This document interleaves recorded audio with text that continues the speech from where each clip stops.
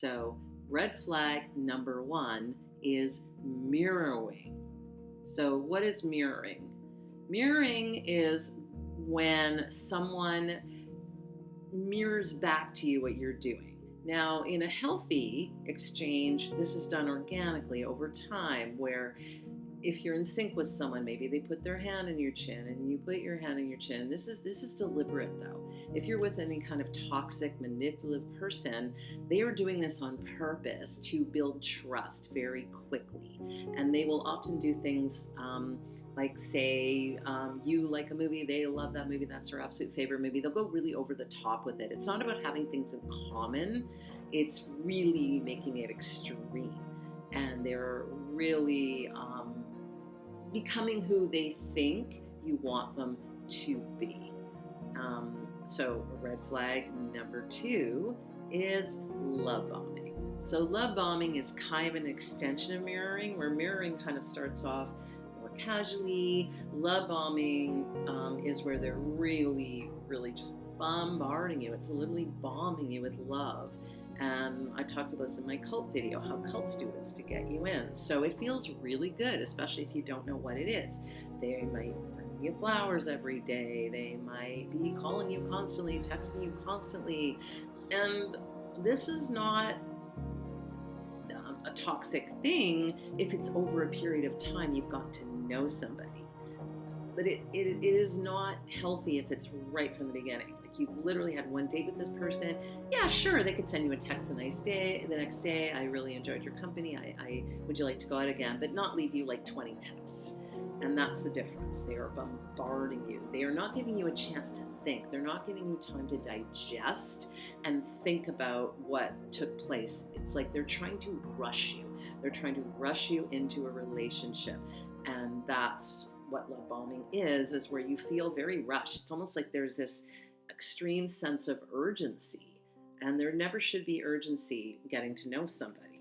It should always be organic. It takes time to get to know somebody. So the next red flag is something called future faking. So what future faking is you don't really know this person very well. They're already talking about the future. And to backtrack, not, if you met someone you really enjoy, certainly you could allude to spending more time together, but they're not generally talking about moving in together on the second date, or when we go to Europe, or when we do this, when we do that. And what they're doing is they're putting out all these scenarios that you're going to be together years from now, and you're going to do this, and you're going to do that, and you're going to do that. And it's fake, because they're just in the moment with you, and they're already going ahead to the future, and it's just not appropriate for the time that you've spent with them. What happens later is, if you do get into a long-term relationship with this person, most of these things never even come to pass.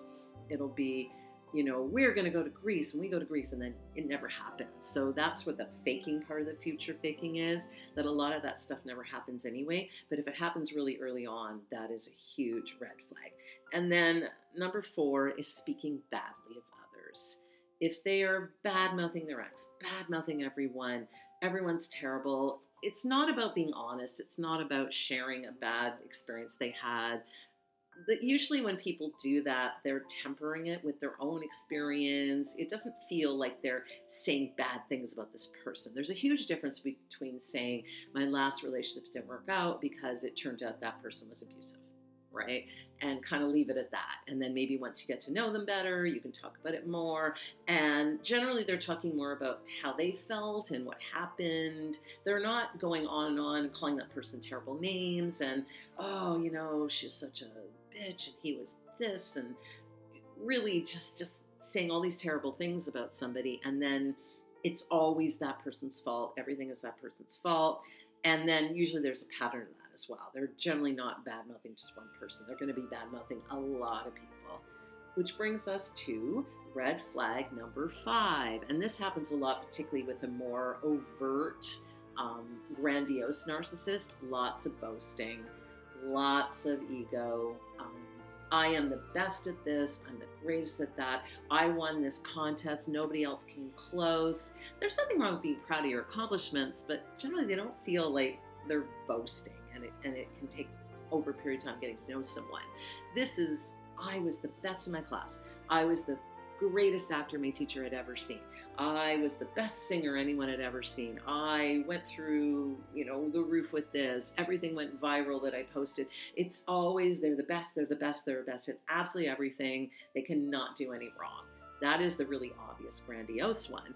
And then we come to number 6, the complete opposite, which is the self-deprecating, playing victim, trauma dumping. And that's where you're dealing with a more covert or possibly vulnerable narcissist. So watch out for that too, because that's the really dangerous one where a lot of people don't get the that person is necessarily a narcissist. They don't understand that there's a very victim-y way of being where we can be self-deprecating. A lot of us do that, particularly when we're insecure, but this is really over the top self-deprecation. This is a pattern.